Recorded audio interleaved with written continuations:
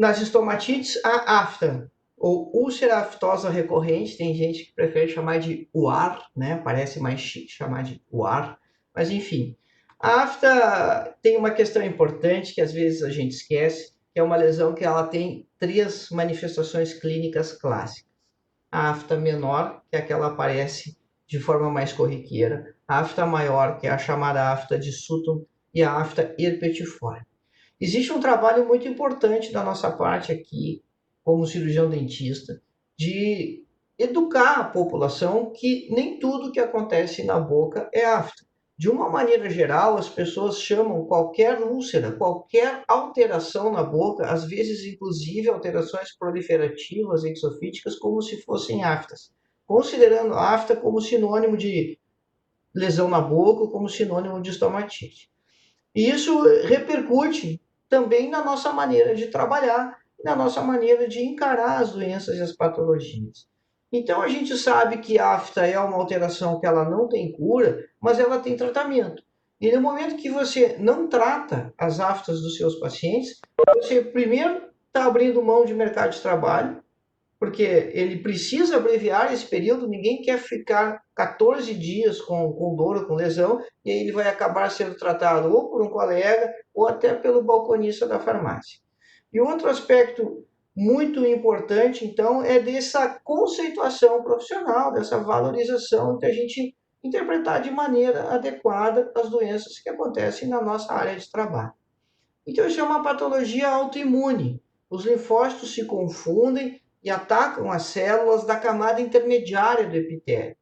E o interessante é que quem está em contato com o tecido conjuntivo é a camada basal, mas não é lá que os linfócitos fazem a agressão. Eles fazem a agressão na camada intermediária e essa agressão ela é pontual, localizada, e então, depois dessa agressão, acaba aparecendo. Então, depois desse ataque pontual dos linfócitos na camada intermediária, na camada espinhosa, aparece essa ulceração. Existem gatilhos, fatores predisponentes, e aí o estresse é o mais reconhecido deles, ciclo menstrual, alguns alimentos, e tudo isso está relacionado aos diferentes mecanismos que podem estar envolvidos no aparecimento da afta. Então, no momento que o paciente reconhece esses fatores predisponentes, evitar os fatores predisponentes, claro que há circunstâncias que não tem como você evitar, por exemplo, chegou a época de provas na escola, o jovem está super estressado, é muito difícil você conseguir manejar essa situação.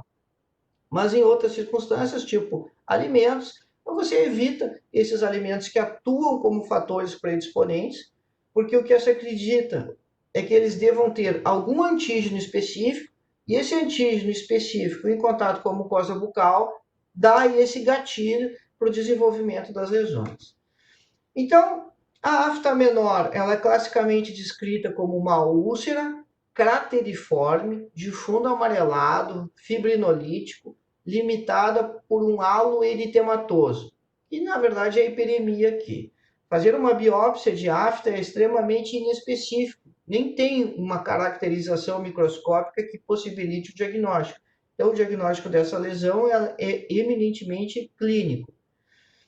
E então também há essa questão de que a intensidade da dor ela não é compatível com o tamanho da lesão. A lesão tem pequeno diâmetro, podem acontecer episódios de múltiplas aftas simultaneamente. O intervalo de tempo entre os períodos de recorrência também é variável. A gente costuma brincar nas aulas, né, que cada um faz afta ao seu gosto, da maneira que prefere, porque a intensidade das crises dos episódios e o intervalo entre os episódios ele é variável de paciente para paciente. Até situações como essa aqui, lá no palato mole, e o detalhe então é que você vai ter as aftas acontecendo na mucosa não ceratinizada, com exceção do dorso da língua, e essa imagem anterior mostra muito isso. Você está no limite aqui da mucosa ceratinizada do fundo de suco com a mucosa da gengiva inserida, que é ceratinizada, e é justamente então esse o limite onde você vai encontrar as aftas. Se você encontrar ulcerações em mucosa ceratinizada que não seja o dorso da língua, você tem que ampliar seus diagnósticos diferenciais e ampliar suas hipóteses. E aqui vocês veem o aspecto de uma afta que foi tratada e ela se apresenta aqui 3 dias depois. E qual é a maneira que vocês vão optar pelo tratamento? Bom, sempre é uma recomendação que nós fizemos, você deve fazer as suas escolhas terapêuticas baseadas na patogenia da doença. A patogenia é o mecanismo de desenvolvimento da doença. Se você sabe que a afta tem uma patogenia autoimune, sua linha de trabalho ela deve ser escolhendo algo capaz de interferir nos mecanismos da doença autoimune. Corticoide é uma opção? Sim, para aftas nós costumamos empregar corticoide tópico. Não há necessidade do emprego de corticoide sistêmico, exceto se o paciente faz uma crise muito exuberante ou está fazendo aftas maiores, mais de uma lesão ao mesmo tempo, e na sequência falaremos sobre as aftas maiores. Essa, então, é a exceção, o dorso da língua, e aqui há uma afta menor acontecendo aqui e outra de diâmetro um pouco maior aqui na borda da língua, essa aqui é mais evidente, e ainda tem o detalhe aqui, que é bem aonde ela entra em contato com as cúspides dos dentes, piorando ainda mais a sintomatologia dolorosa. Uma outra opção de tratamento para as aftas é você utilizar a laser terapia, conforme nós vamos ver a seguir. Já na afta maior, na afta de Sutton, você tem lesões que podem chegar de 2 a 4 centímetros. Bem, a afta menor é em torno de meio centímetro. E olha a intensidade da dor. Numa afta maior, você tem um diâmetro de 2 a 4 centímetros. A afta maior deixa cicatriz. A afta menor, não.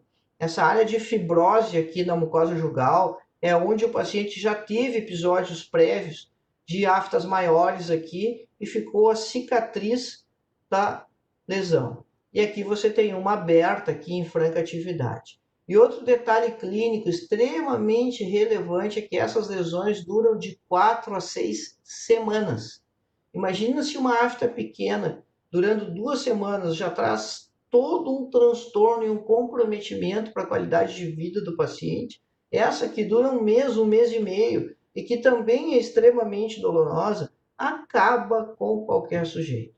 Então, obrigatoriamente, essas aftas maiores têm que ser tratadas para minimizar o impacto de dor, para tentar abreviar esse processo e, obviamente, dar mais qualidade de vida para o paciente, porque essa sim traz prejuízos muito grandes na rotina do dia a dia para fazer as funções bucais mais básicas, como, por exemplo, beber água. Corticoide tópico, você tem várias opções, você tem algumas formulações em pastas adesivas. A nossa experiência ela não é muito boa com essas pastas adesivas, com as Orabases, porque na verdade não tem aquela permanência que deveria ter. A outra maneira de você usar o corticoide tópico é você usar elixir e orientar o paciente que ao invés de deglutir a medicação, ele vai fazer bochechos. Sistêmico, conforme nós comentamos, fica reservado para alguns casos muito intensos, particularmente de afta maior, e aí o corticoide de escolha costuma ser a prednisona. A laser terapia é excelente, tem resultados muito bons, um efeito analgésico quase que imediato.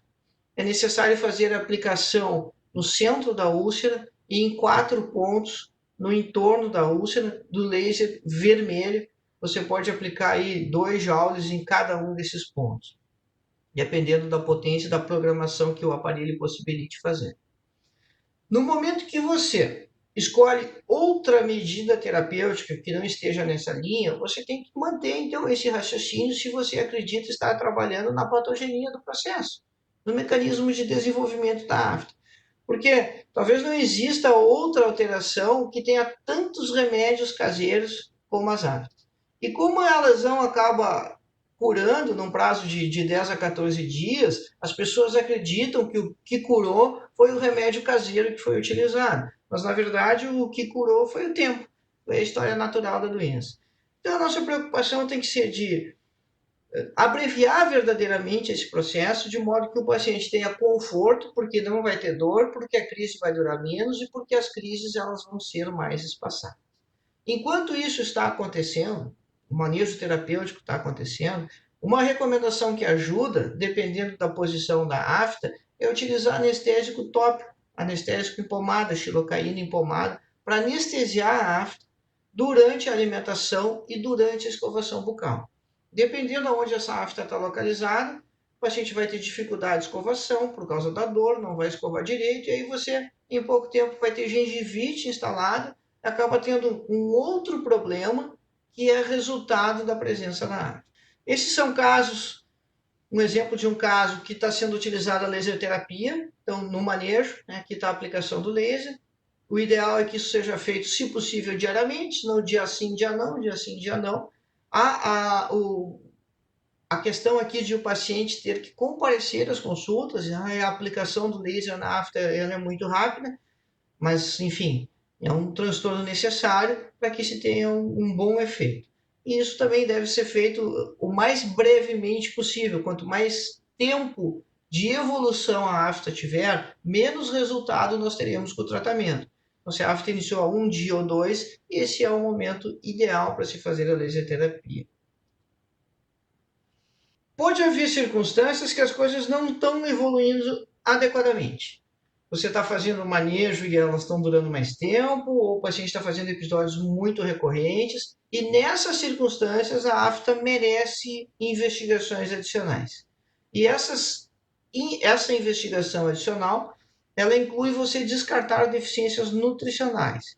E aí é solicitar hemograma para excluir a hipótese de anemia, glicose, VSG, a velocidade de sedimentação, é algo que sempre aparece na literatura, mas é um exame inespecífico, é dado em milímetros, significa apenas que vai ter mais proteína no sangue, mas você não sabe o que está induzindo isso, se necessariamente são as aftas que a gente está investigando ou não. Mas, classicamente, isso é descrito na literatura, apesar de que, pessoalmente, eu não vejo muita ajuda nessa informação. Plaquetrograma, e aí então alguns laboratórios consideram que isso faz parte do hemograma, outros consideram que não, então não entra nessa discussão. Solicita hemograma e coloca plaquetograma separado. Ácido fólico, vitamina B12, ferro sérico, todas essas questões referentes às anemias. E existe uma situação onde a afta é uma manifestação de uma doença sistêmica, que é a síndrome de BC. Dificilmente nós vamos ter a oportunidade de diagnosticar a síndrome de BC inicialmente, porque existe uma série de outras alterações associadas que acabam motivando uma consulta médica antes que o paciente procure atendimento pelas aftas, porque elas são mais intensas.